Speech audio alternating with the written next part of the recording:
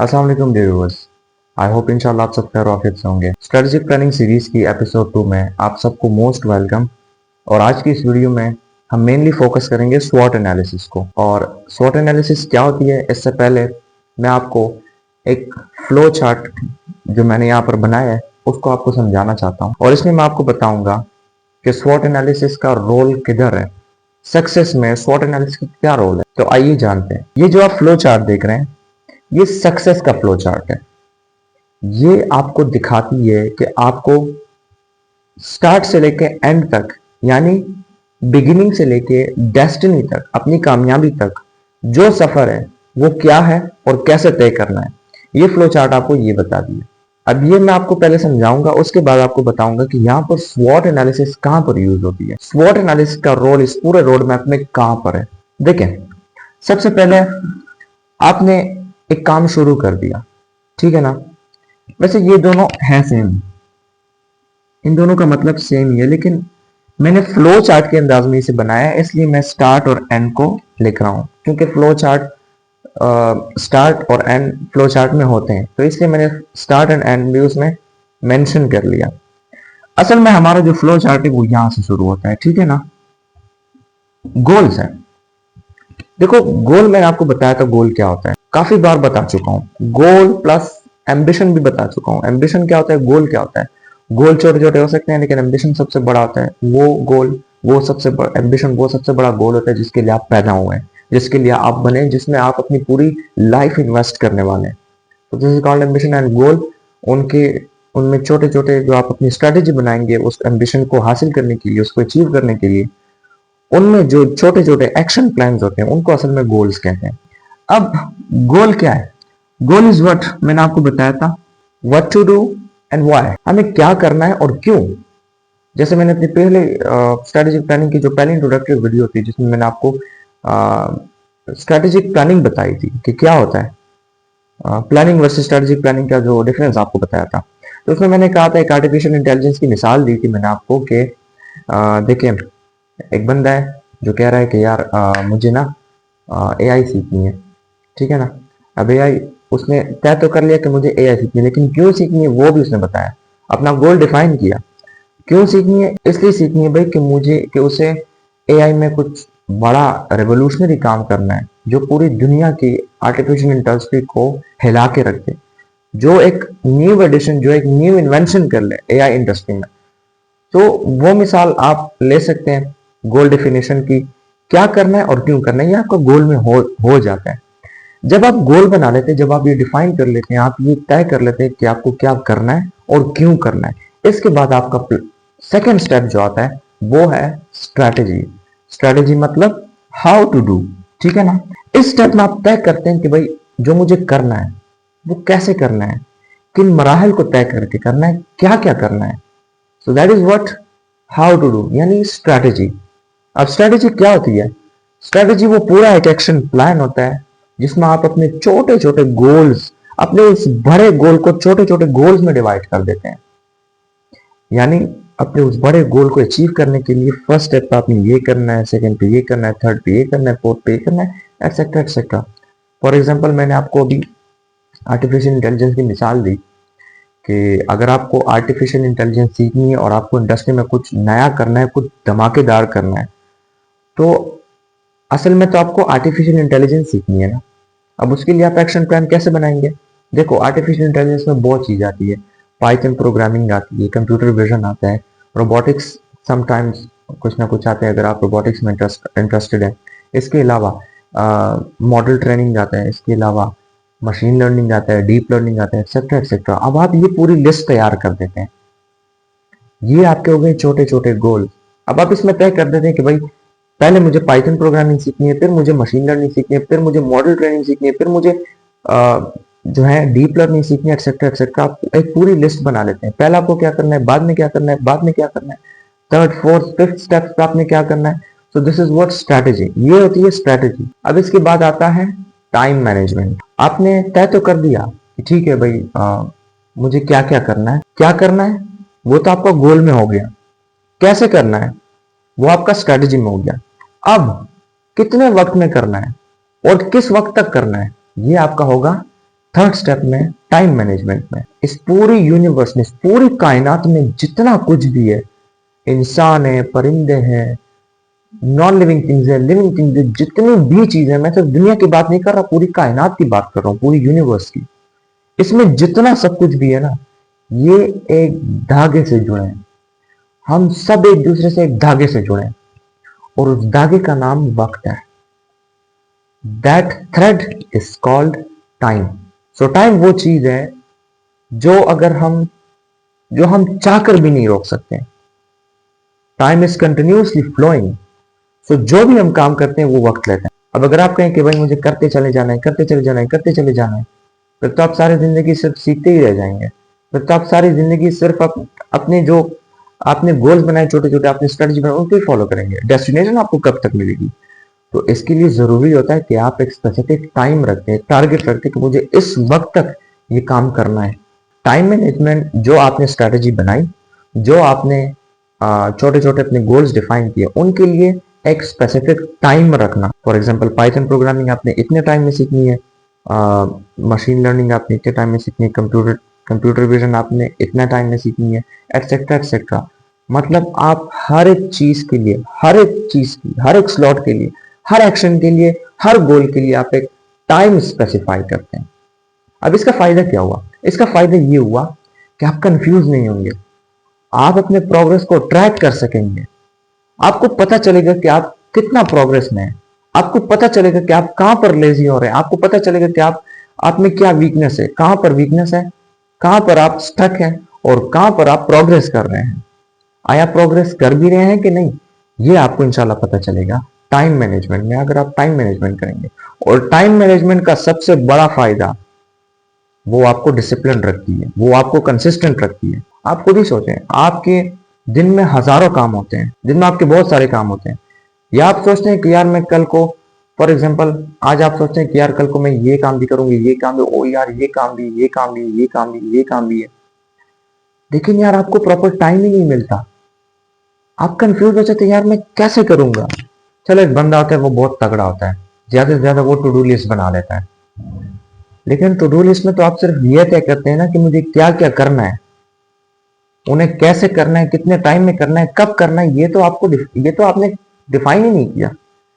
तो time management वो सबसे बेहतरीन तरीका है, वो सबसे इफेक्टिव तरीका है जो आपको डिसिप्लिन और कंसिस्टेंट रखता है।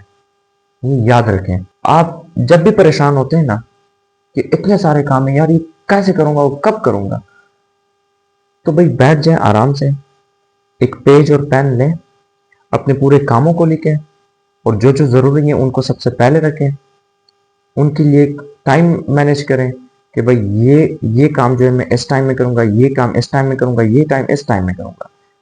यार देखे तो सही, एक्सपीरियंस तो करें, अल्लाह की कसम बेहतरीन एक्सपीरियंस आपको मिलेगा, डेडिकेशन का, फोकस का, कंसिस्टेंसी का, डिसिप्लिन का। That is what time management. अब आई होप इंशाल्लाह आप समझ गए होंगे। इसके बाद आता है एक्शन। टाइम तो आपने मैनेज कर लिया, लेकिन आप एक्शन भी तो करेंगे ना यार। सिर्फ strategy, time management, goal setting में तो वक्त नहीं बर्बाद करना है ना। अब आता है एक्शन। अब आपको काम करना पड़ेगा। और उसके बाद आता है एंड, यानी डेस्टिनेशन या success. So this is called success. ये होगी सक्सेस। अब मेन क्वेश्चन जो आपके दिमाग में अभी चल रहा है इस वीडियो के हवाले से कि अली भाई स्वॉट एनालिसिस का यहाँ पर क्या रोल है? यहाँ तो हमने स्वॉट देखी नहीं। मेरी जान, स्वॉट यहाँ पर होता है, ठीक है ना, स्ट्रेटेजी में यहाँ पर आपका स्वॉट होता है। स्वॉट आप यहाँ पर करेंगे स्ट्रेटेजी में।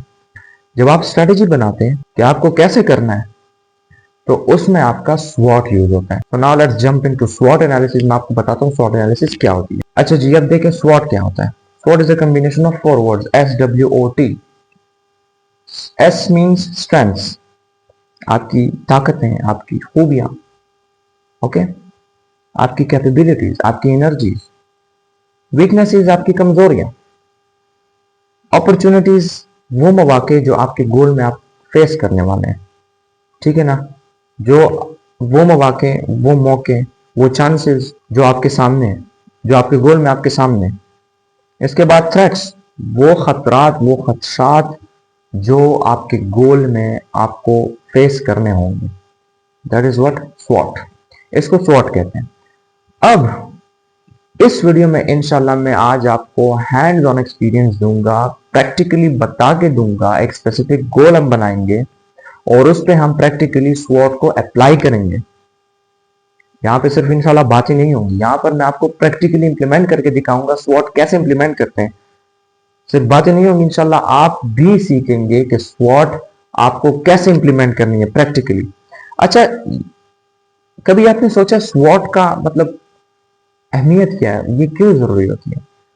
स्वॉट का बेसिक फायदा ये होता है ना कि ये आपको हर लम्हा एक्टिव रखता है, अपने आप को खूब डीपली आपको जानने का मौका देता है।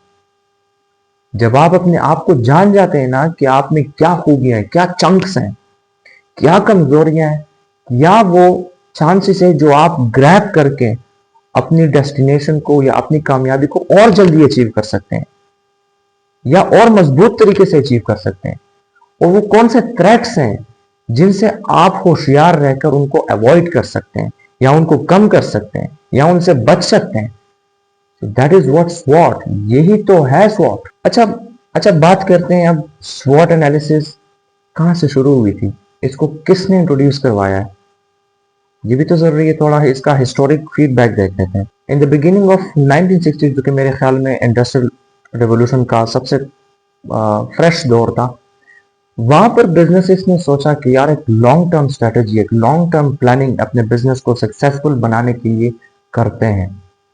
लेकिन उनके पास काफी अच्छी स्ट्रेटेजी होती थी, उनके पास काफी अच्छा एसेट होता था, बहुत इकोनॉमी होती थी उनके पास, बहुत मतलब है कि बैकअप होता था उनके पास, लेकिन फिर भी वो बार बार फेल होती थी, बहुत ज्यादा लॉस होता था उनको। यहाँ पर एक इंस्टीट्यूट जो कि one of the most excellent institute है in the world, Stanford research institute, उन्होंने ये जिम्मेदारी ली कि भाई हम मालूम करके दिखाएंगे कि असल वजह क्या है। इतनी अच्छी अच्छी स्ट्रेटजीज होने के बावजूद भी, इतने अच्छे अच्छे प्लान होने के बावजूद भी कंपनीज और बिजनेसेस और कॉर्पोरेशन लॉस करते ही जा रहे हैं। स्टैनफोर्ड रिसर्च इंस्टीट्यूट ने एल्बर्ट हम्फ्री की कयादत में, उनकी लीडिंग में ये जिम्मेदारी ली कि भाई हम ऐसा एक फ्रेमवर्क डिजाइन करेंगे जो कि ऑर्गेनाइजेशंस, कॉर्पोरेशंस और बिजनेसेस को एग्जिस्ट करें, उनके फ्रेमवर्क बिल्डिंग में, उनके स्ट्रेटजीज में, कि वो कैसे स्ट्रेटजीज बनाए, लॉन्ग टर्म स्ट्रेटजीज कैसे बना सकते हैं वो। तो यहां पर उन्होंने एक बेहतरीन मेथड डेवलप किया जिसको उन्होंने नाम दिया स्वॉट, यानी strengths, weaknesses, opportunities and threats. So that is what the history of स्वॉट, ठीक है ना। और वहां से, उस वक्त से, जिसने भी, चाहे इंडिविजुअल हो या ग्रुप हो या कोई कॉर्पोरेशन हो या कोई बिजनेस हो या कोई ऑर्गेनाइजेशन हो, जो भी हो, जिसने भी स्वॉट को अप्लाई किया हुआ है, ऐसा पॉसिबल ही नहीं है कि उन्होंने कुछ ना कुछ कामयाबी हासिल की नहीं हो। जिसने भी, चाहे आप और मेरे जैसे स्टूडेंट ही क्यों ना, अल्हम्दुलिल्लाह I am also addicted by this method, by this excellent method. मैं खुद भी हर मामले में स्वॉट को यूज करता हूँ, स्वॉट ही मुझे बताता है। स्वॉट से मैं अपने आप के चंक्स को और अपनी वीकनेसेस को डीपली परख लेता हूँ, जांच लेता हूँ कि भाई मुझ में कहां पर कमी और कहां पर मैं मजबूत हूं, कहां पर मैं स्ट्रांग हूं। तो दैट इज व्हाट स्वॉट। नाउ फाइनली हम स्वॉट एनालिसिस को प्रैक्टिकली इंप्लीमेंट करेंगे, प्रैक्टिकली हम उसको करेंगे कि स्वॉट एनालिसिस कैसे होती है। हम एक स्पेसिफिक गोल बनाएंगे अभी, और उसी स्पेसिफिक गोल को हम प्रैक्टिकल इंप्लीमेंटेशन देंगे, उसका हम स्वॉट एनालिसिस करेंगे। आपको इंशाल्लाह तभी पता चल जाएगा, जो कि मैंने पहले यहाँ पर फ्लो चार्ट बनाया था सक्सेस का, उसमें जो स्ट्रेटेजी थी, तो स्ट्रेटेजी के लिए स्वॉट क्यों जरूरी है वो आपको इंशाल्लाह अभी पता चल जाएगा। फॉर एग्जाम्पल, हम कोई अच्छा सा गोल लेते हैं, जैसे मैंने अपनी पिछली वीडियो एक बनाई थी जो सोल्यूशन टू एजुकेशन सिस्टम थी, उसमें मैंने कहा था आप लोगों को, एक स्ट्रेटेजी दी थी मैंने आप लोगों को कि भाई कैसे आपने अपने एजुकेशन इंस्टीट्यूट्स में अपने मसाइल को कैसे हल करना है, चाहे वो इंग्लिश लैंग्वेज का अगर कोर कॉन्सेप्ट हो गया या रूहानियात उसमें इम्प्लीमेंट करना था, और उसके अलावा भी मुझसे भूल गया कि मैंने क्या क्या बोला था। लेकिन अभी हम वही एग्जाम्पल लेते हैं अपने एजुकेशन सिस्टम का। फॉर एग्जाम्पल, हमें मसला आ रहा है कि हमारी एजुकेशन सिस्टम का जो कोर मसला है वो है इंग्लिश लैंग्वेज। ऐसा ही है यार, बाहर की दुनिया इंग्लिश लैंग्वेज क्यों नहीं यूज करती? चाइना का अपनी जुबान में, जापान का अपनी जुबान में, यूएस का इंग्लिश में अपनी जुबान में, अफगानिस्तान का अपनी पश्तो में माशाल्लाह। एक हम है यार जिसके तीन तीन चार चार एट द टाइम हम लैंग्वेजेस बोलते हैं। ऑफिशियल लैंग्वेज अलग है, एजुकेशनल लैंग्वेज अलग है, नेशनल लैंग्वेज अलग है, नेटिव लैंग्वेज अलग है। ये क्या है यार? तो this is what the core problem. यहाँ पर कॉन्सेप्ट क्यों नहीं है? कॉन्सेप्ट इसलिए नहीं है क्योंकि जो हमें पढ़ाया जाता है और जो हमारी मेमोरी में फिट है वो मैच नहीं करता। हमारी नेटिव लैंग्वेज अलग है लेकिन हमें पढ़ाया इंग्लिश लैंग्वेज में जाते हैं, तो यार कैसे मैच करेगा? तो this is what the core problem. और जिसकी वजह से स्टूडेंट्स लेक्चर्स को नहीं समझते। अगर लेक्चर्स को नहीं समझते यार तो क्वेश्चंस कैसे करेंगे? क्रिटिकल एनालिसिस को कैसे करेंगे? क्रिटिकल थिंकिंग कैसे अप्लाई करेंगे उसमें? अगर क्रिटिकल थिंकिंग नहीं करेंगे तो उसको समझेंगे कैसे? उस पर रिसर्च कैसे करेंगे? इन्वेंशन कैसे करेंगे? सो आई होप इंशाल्लाह आप इस प्रॉब्लम की डेप्थ को समझ गए होंगे कितना डीप प्रॉब्लम है। सो आज हम उसी प्रॉब्लम का सोल्यूशन इंशाल्लाह इस वीडियो में बयान करेंगे कि हमें अपने एजुकेशन इंस्टीट्यूट्स में हमें कैसे जो है इंग्लिश लैंग्वेज की क्लासेस अरेंज करेंगे। यार अब हम गवर्नमेंट में तो है ही नहीं। अगर हम गवर्नमेंट में होते तो शायद हम पूरे एजुकेशन सिस्टम की जितनी भी लैंग्वेज है वो उर्दू में कन्वर्ट कर लेते। हमारी नेशनल लैंग्वेज है जो अल्हम्दुलिल्लाह हम सब पाकिस्तानियों को आती है ऑलमोस्ट। तो ये कितना अच्छा होता। लेकिन अब हम एजुकेशन सिस्टम में है ही नहीं, तो हमें कुछ ऐसा करना है जो कि थोड़ फोड़ भी ना हो, जो कि दरमियानी रास्ता हो, जो सांप भी मर जाए लाठी भी ना टूटे, मतलब काम चल जाए। तो इसके लिए गोल है अरेंजिंग। अभी हम इसकी स्वॉट करेंगे कि इसके लिए हमें कौन कौन सी स्ट्रेंथ्स होनी चाहिए, कौन कौन सी वीकनेसेस होनी चाहिए, कौन कौन से अपॉर्चुनिटीज हम फेस कर सकते हैं और कौन कौन से थ्रेट्स हैं जो हम फेस करने वाले हैं। देखो सबसे पहले तो आप जो भी गोल सेट करो, फॉर एग्जांपल ये हमने एक गोल सेट किया। अब इसके लिए आप क्या करो? आपने आपने सोचा कि यार आपने प्रॉब्लम को समझ लिया, आपने प्रॉब्लम को अंडरस्टैंड कर लिया, प्रॉब्लम है किधर, क्या प्रॉब्लम। अब सुन्नत का तरीका ये है हमारे प्यारे नबी हजरत मोहम्मद सल्लल्लाहु अलैहि वसल्लम का, जो कि इंतहाई इफेक्टिव है। बेशक अगर उनका तरीका तो इफेक्टिव कैसे नहीं होगा। उनका तरीका था मशावरत, decision, collaborative work, team work, basically team work. तो आप टीम वर्क करें। जो भी आप गोल डिफाइन कर लेते हो एक टीम बनाए। फॉर एग्जांपल आपने अपने अपने यूनिवर्सिटी में या अपने कॉलेज में ही ऐसी क्लासेस अरेंज करनी है इंग्लिश लैंग्वेज की, एक सेपरेट क्लास जिसमें सिर्फ और सिर्फ इंग्लिश लैंग्वेज कन्वर्सेशन हो। ये फजूल grammar, noun, pronoun, verb, adjective, ये क्या है यार? इसी वजह से तो हम गर्क के तबाह बर्बाद हैं। एक इतने बच्चे को जब इंग्लिश सिखाई जाती है तो नाउन सिखाया जाता है, प्रोनाउन सिखाया जाता है, वर्ब सिखाया जाता है, यार वो डर जाता है। ये यार ये क्या है? ये होती है इंग्लिश। वो तो डर जाता है बेचारा। तो इंग्लिश यार अगर हमने सीखनी है तो ऐसी सीखनी है जैसे हमने उर्दू सीखी है, जैसे हमने पश्तो सीखी है, अपनी नेटिव और अपनी नेशनल लैंग्वेज सीखी है, लोगों को सुन के, कॉन्वर्सेशन से, बातचीत से। ऐसे तो नहीं ना क्या हमने उर्दू का कोई ग्रामर किया था? क्या हमने पश्तो या जो भी हमारी नेटिव लैंग्वेज है उसका कोई हमने ग्रामर किया था? नो वे। हमने बातचीत से सीखी है, लोगों को सुनकर सुना, लोगों को सुनकर सीखा है। तो दैट इज व्हाट कि हम भी ऐसा ही करेंगे। हम एक ऐसी क्लास अरेंज करेंगे जिसमें सिर्फ और सिर्फ क्रिटिसिज्म हो, एक टॉपिक पे क्रिटिसिज्म हो, क्रिटिकल एनालिसिस हो, सवालात जवाबात हो, उस पर गुफ्तगू हो, कॉन्वर्सेशन हो। ऐसे ही हमने अब इसके लिए हमें एक टीम बिठानी होगी, उसके साथ डिसीजन या मशावरत करनी होगी कि भाई कैसे किया जाए। अब हर बंदा अपनी राय पेश करेगा, ठीक है। और सुन्नत का तरीका यही है कि जो ग्रुप में फैसला होता है उसी पे ही आपने फाइनलाइज करना है, ठीक है ना। ग्रुप फैसले में बरकत होती है। शायद आप जो सोच रहे हो, शायद आप जो सोच रहे हो आपको लगता है बहुत बेहतर है, ठीक है, आपको लगता होगा। लेकिन शायद आपसे कोई कमजोर बंदा एक ऐसी बात कहे, चाहे तुक्के से ही क्यों ना हो, लेकिन वो ऐसी बात कह दे कि यार आपके रोंगटे खड़े कर दे कि माशाल्लाह ये तो बिल्कुल यार एग्जैक्ट बात है, इस तरफ तो मैंने ध्यान ही नहीं दिया। तो ये आपके लिए बहुत अच्छा होगा। तो हमेशा टीम वर्क करें। अब आपने टीम में एक फैसला कर लिया कि भाई हमें ऐसा करना है। फॉर एग्जाम्पल टीम में फैसला हुआ, टीम में मशावरत हुई कि भाई अगर हम अपने प्रिंसिपल के पास जाएंगे कि सर हमारे लिए इंग्लिश लैंग्वेज क्लास और इंग्लिश लैंग्वेज एक प्रो इंस्ट्रक्टर हमारे लिए हायर कर दें, जो हमें इंग्लिश लैंग्वेज सिखाए, जो हमारे साथ कॉन्वर्सेशन करे, जो हमारे साथ बातचीत करे इंग्लिश में। तो अगर फॉर एग्जाम्पल उसने कहा कि यार हमारे इदारे के कुछ मसले मसाइल है, हमारे पास फंड्स नहीं है, हमारे पास सैलरीज नहीं है, तो कैसे करोगे? तो इसके लिए, तो इस पूरे सिस्टम के लिए आपको जो स्वॉट करनी है वो ऐसे देखो, जब भी आपको स्वॉट करनी है आपको ऐसे खाने बनाने हैं। इसको मैं एक लाइन देता हूं, ठीक है? ये स्ट्रेंथ्स का हुआ, ये वीकनेसेस का हुआ, ये अपॉर्चुनिटीज और वो थ्रेट्स का हुआ, ठीक है? एस डब्ल्यू ओ टी, ठीक है ना? ये आपके मुख्तलिफ खाने हुए।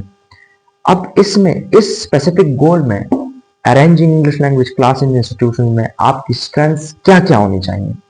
सबसे पहली स्ट्रेंथ आपकी लीडरशिप स्ट्रांग होनी चाहिए। आप अगर लीडरशिप में नहीं है स्ट्रांग, तो आप लोगों को इन्फ्लुएंस नहीं कर पाएंगे, आप लोगों को कन्विंस नहीं कर पाएंगे इस मकसद के लिए, आप लोगों को इकट्ठा नहीं कर पाएंगे। तो सबसे पहली जो चंक है, सबसे पहला जो स्ट्रेंथ है आप में, लीडरशिप का होना चाहिए।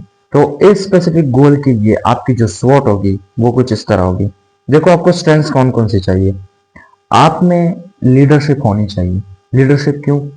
लीडरशिप से आप लोगों को कन्विंस कर सकेंगे। लीडरशिप में आपकी कॉलेज में, यूनिवर्सिटी में, इंस्टीट्यूट में एक इमेज होगी, ठीक है? लीडरशिप में आपको, आप प्रॉब्लम सॉल्व कर सकेंगे, आपको जो प्रॉब्लम आएगी वो उसे सॉल्व कर सकेंगे, आप फेस कर सकेंगे, चैलेंजेस एक्सेप्ट कर सकेंगे।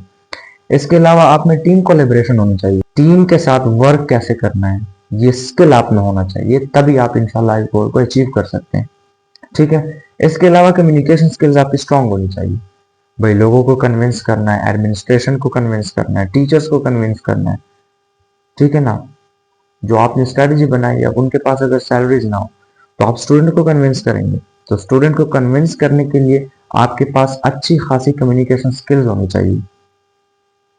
ऐसा मैजिकल स्किल्स होनी चाहिए कम्युनिकेशन की, ताकि आपके साथ आपके स्टूडेंट्स फौरन ही कन्विंस हो जाए। इसके अलावा problem solving skills, problem solving भी आप में होनी चाहिए। अगर फॉर एग्जांपल वो कह दें, जैसे कि मैंने अभी बताया कि फॉर एग्जांपल एडमिनिस्ट्रेशन आपको कह दे कि भाई हमारे पास फंड्स नहीं है, हमारे पास इसके लिए पैसा नहीं है, कि हम अफोर्ड नहीं कर सकते कि हम कोई नए इंस्ट्रक्टर को हायर कर लें, तो ऐसी सूरत ये तो एक बहुत बड़ी प्रॉब्लम होगी। तो ऐसी सूरत में आप क्या करेंगे? तो उसको टैकल करने के लिए, उसके लिए एक स्ट्रैटेजी बनाने के लिए, उसके लिए एक हिकमत अमली बनाने के लिए आप में प्रॉब्लम सॉल्विंग स्किल्स होनी चाहिए, जिससे आप उस प्रॉब्लम को इजीली सॉल्व कर सकें।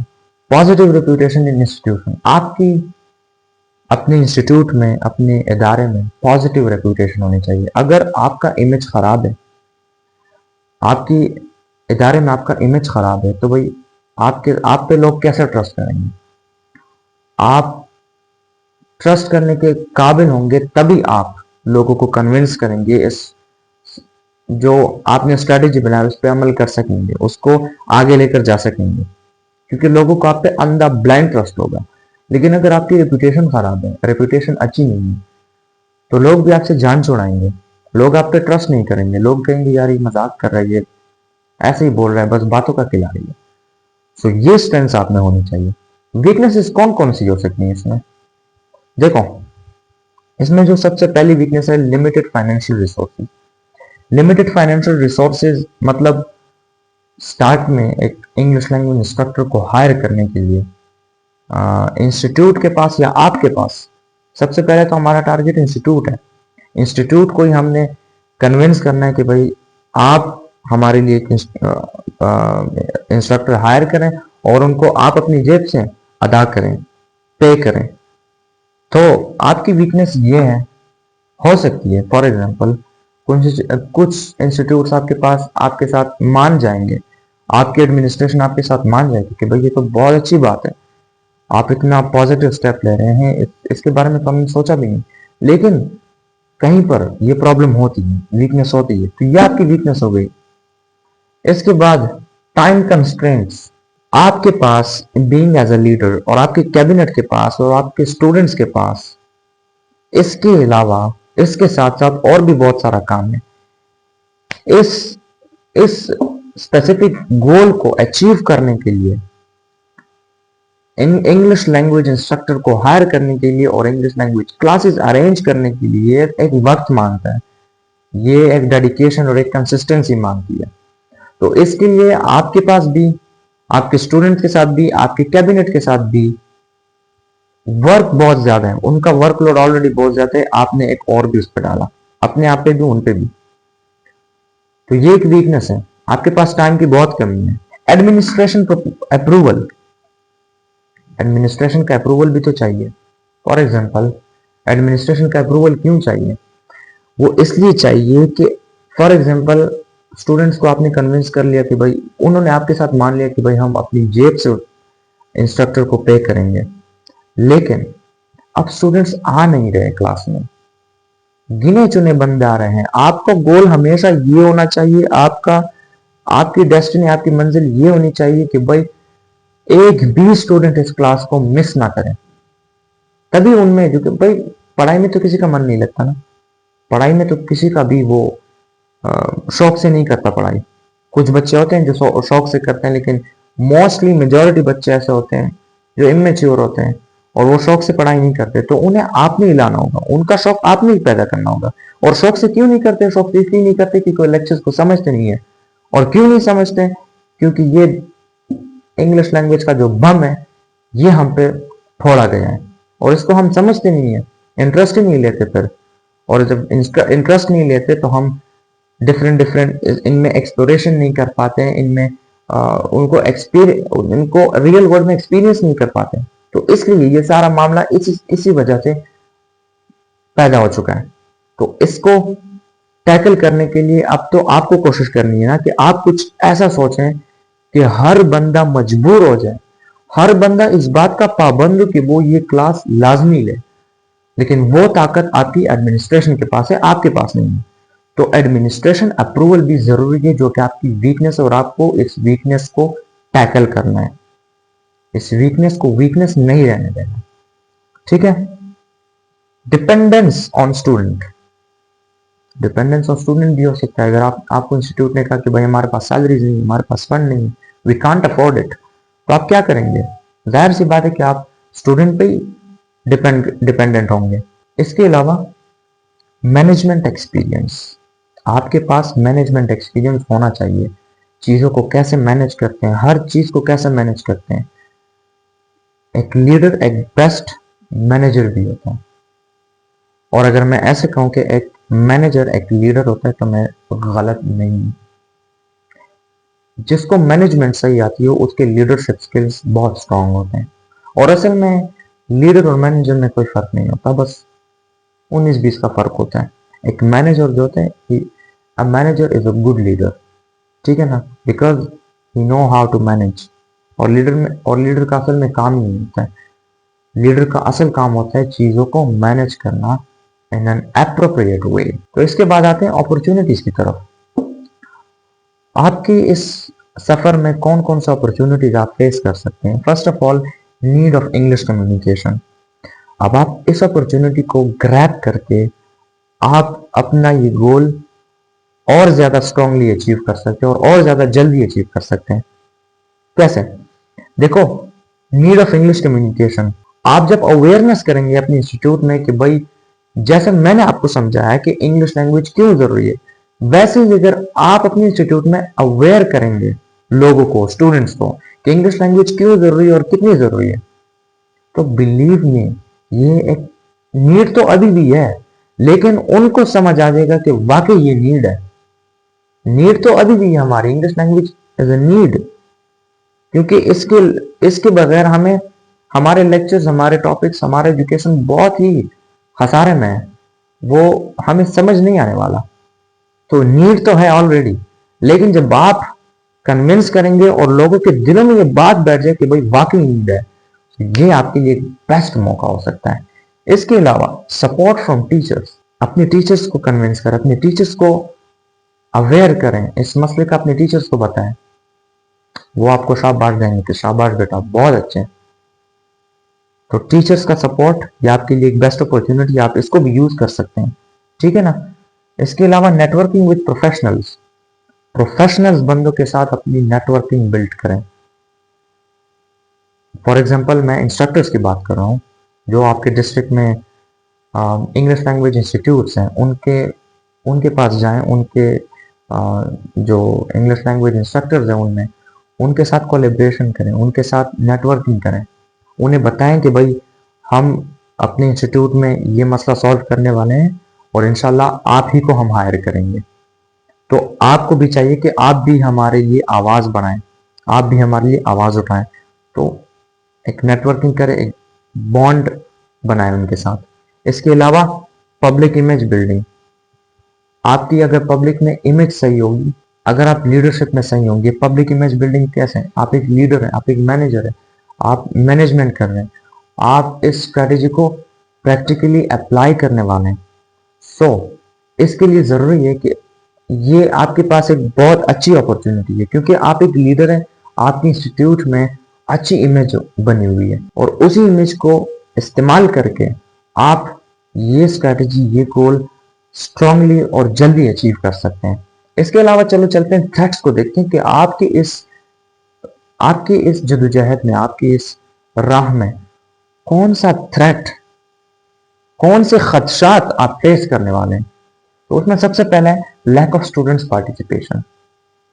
अभी मैंने बताया कि फॉर एग्जांपल आपने इसको अचीव कर दिया, आपने इंस्ट्रक्टर भी हायर कर दिया, आपने फंड्स भी अरेंज कर दिए उसको पे करने के लिए, उसकी सैलरी के लिए, लेकिन अगर अब स्टूडेंट्स पार्टिसिपेशन नहीं कर रहे हैं, आपका मेन मोटिव तो ये था कि आप स्टूडेंट्स को, आप पाकिस्तान के, आप अपने इंस्टीट्यूट के हर स्टूडेंट को इंग्लिश लैंग्वेज सिखा दें ताकि वो सीख जाए और वो लेक्चर्स को समझे।